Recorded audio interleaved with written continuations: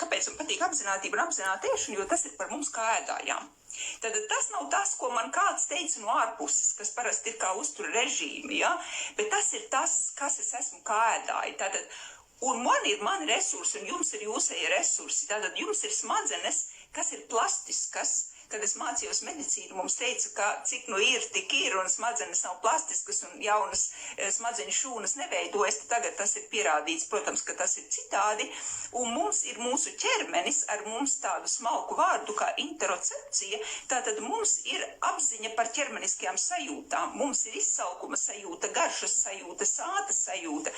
Tātad mums ir smadzenes, kas ir plastiskas, un mums ir ķermenis, kas ir uztverošs, un mums ir šis iekšējais resurs un apzināta ēšana ir par prāta ķermeņa vienotības, tātad šī pieeja, kas palīdz mums izmantot to resursu, kas mums jau ir prasmīgi, lai mēs varētu veidot tādus ēšanas ieradumus, kas ir saglabājumi.